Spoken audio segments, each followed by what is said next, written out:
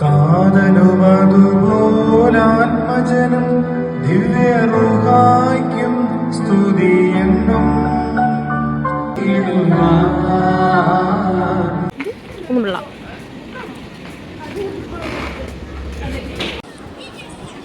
എന്ത് രസമാ കാണാൻ. പറഞ്ഞാൽ ഓക്കേ.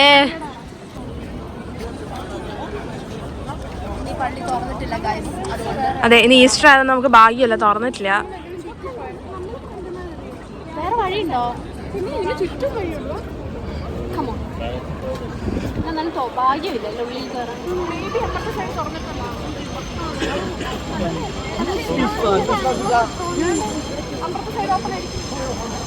അതിനകത്ത് ആൾക്കാര് നമ്മളിതിന്റെ അകത്ത് കയറാൻ പോവാണ്. ഇവിടെ ആൾക്കാരുണ്ട്. നഗ്നമായ കുറെ സത്യങ്ങൾ അറിയാൻ കഴിഞ്ഞു. എന്ത് സത്യങ്ങൾ? എന്നടാ? എനിക്ക് ഉറപ്പില്ല. അറിയുന്ന പറഞ്ഞാൽ മതി.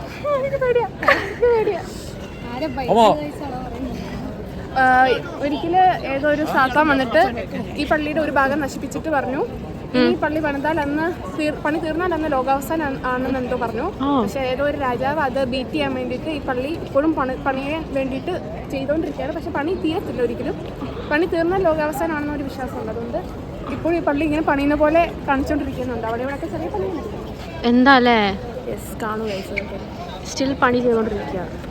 പക്ഷെ പണിയൊന്നും അങ്ങനെ കഥയാ.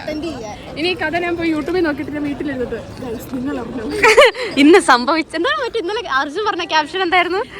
എന്ത് സംഭവിച്ചു? ഈസ്റ്ററിന്റെ അന്ന് പുറത്തു പോയപ്പോ സംഭവിച്ചത്. കൊളോൺ പള്ളിയിലെത്തിയപ്പോ കണ്ടത് സത്യങ്ങളോ? ഇതാണ് സത്യങ്ങൾ. നിങ്ങൾ ഇതുവരെ അറിഞ്ഞതെന്ന് സത്യമാണ്. ചെരിഞ്ഞെടുക്കുന്ന എടി ആ പള്ളി കാണിക്കണ്ടേ?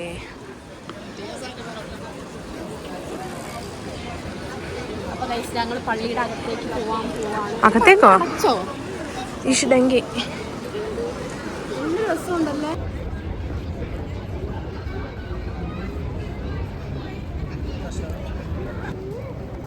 ഞങ്ങൾ പള്ളിയുടെ മുന്നിലോട്ട് പോവാണ് കേട്ടോ.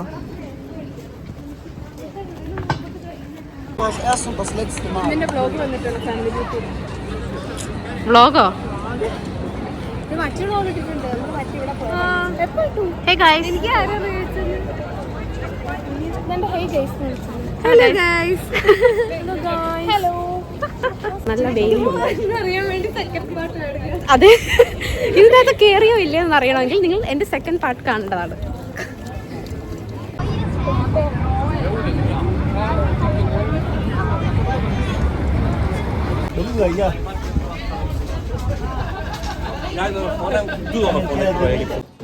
Guys, my name is Shanjio and welcome to the video. Chicken biryani ഉണ്ടാക്കുന്നതിനായി ഞാനിവിടെ ഒരു ചിക്കൻ്റെ പകുതിയാണ് എടുത്തിരിക്കുന്നത്. ഏകദേശം 600 ഗ്രാമോളം വരും. ഇത് ഉപയോഗിച്ച് 3 പേർക്ക് സെർവ് ചെയ്യുന്നത്. നമ്മൾ ഇത് വെച്ചിട്ടാണ് ബിരിയാണി ഉണ്ടാക്കാൻ പോകുന്നത്. ഇത് കൈമ റൈസാണ്, പ്രത്യേകം പറഞ്ഞ് നാട്ടിൽ നിന്ന് കൊണ്ടുവന്നതാണ് അല്ലേ തക്കുടു? അപ്പം നമുക്ക് ഷാൻജിയോടെ വീഡിയോ കണ്ടിട്ട് നമുക്ക് കുക്കിംഗ് സ്റ്റാർട്ട് ചെയ്യാം.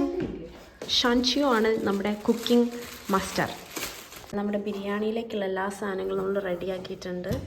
ഇഞ്ചി വെളുത്തുള്ളി പേസ്റ്റ്, പച്ചമുളക്, മല്ലിയില, തക്കാളി, പിന്നെ സവോള ഉണ്ട്. പിന്നെ നമ്മളിത് അരി വെള്ളത്തിലിട്ട് വെച്ചിരിക്കുകയാണ് കേട്ടോ.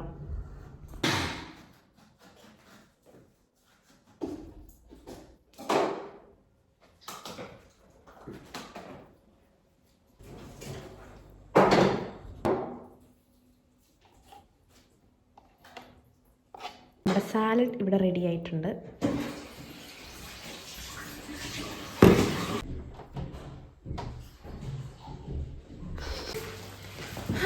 Why you late? മഴയോ? മഴയാണല്ലേ? ഇതെന്താണ്?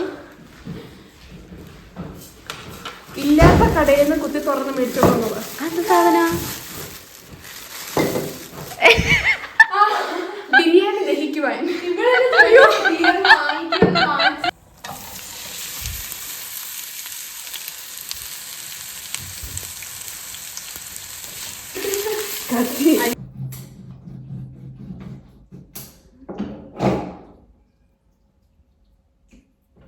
നമുക്ക് റൈസിനിടാൻ വേണ്ടി കുറച്ച് സവാള നമ്മൾ ഫ്രൈ ചെയ്യാണ് കേട്ടോ. അങ്ങനെ നമ്മുടെ ചിക്കനും റെഡി ആയിട്ടുണ്ട്. ഇത് റൈസിലിടാനുള്ളത് നമ്മൾ കുറച്ച് വറുത്ത് വെച്ചതാട്ടോ.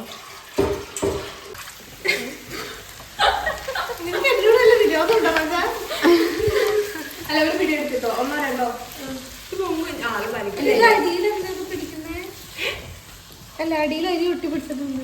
അത് കുഴപ്പമില്ല, അത് അത്ര നമ്മുടെ വീട്ടിൽ കോമൺ അല്ല. ചിക്കൻ മസാലയോ? ബിരിയാണിയിലൊന്നും അങ്ങനെ ബിരിയാണി മസാല പോലും അത്ര ശരിയായിപ്പോയി.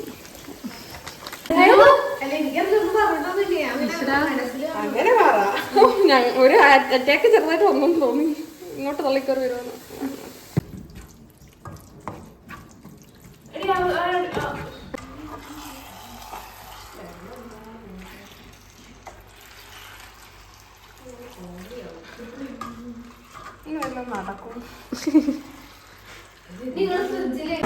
ഗ്രേവി ഇതാ റെഡി ആയിക്കൊണ്ടിരിക്കുകയാണ് ഗായ്സ്. നല്ല സ്മെല്ലൊക്കെ വരുന്നുണ്ട് കേട്ടോ. ഫ്ലിക്സ് ഉണ്ടല്ലോ. ഓക്കെ, ദമ്മിടാൻ പോവാണ് ഗായ്സ്.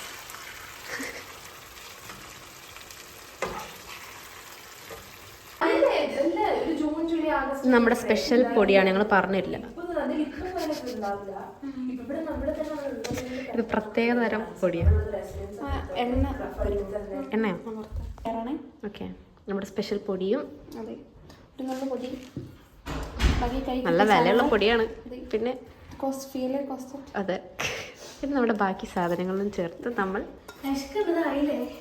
ശരി. അങ്ങനെ ഇടയ്ക്കിടയ്ക്ക് വിശക്കുന്നു എന്ന് പറയാനും ചില ആൾക്കാരും. അതാണ് ഇത്. എന്നാ ഈ സ്റ്റൗ ഒന്ന് കത്തിക്കൂ കേട്ടാ.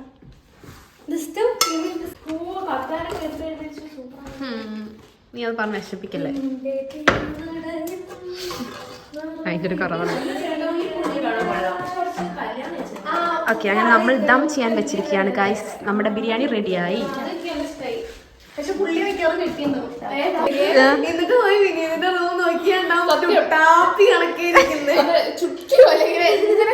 ഇങ്ങനെ ഇരിക്കും.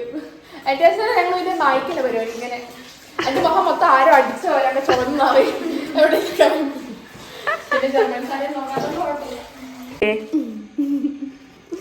നമ്മൾ ദം തുറന്നു ഗൈസ്. പാട്ട് ബാക്ക്ഗ്രൗണ്ട് സോ ഫണി. ആദ്യം കുറച്ച് റൈസ് ഇടല്ലേ. ചോറ് റെഡി, ഇതും റെഡി. ഇങ്ങനെ നിറച്ചതോ പൊരിച്ചതോ നീ എടുക്കുന്നില്ലേ? ഒന്ന് ഒരുമിച്ച്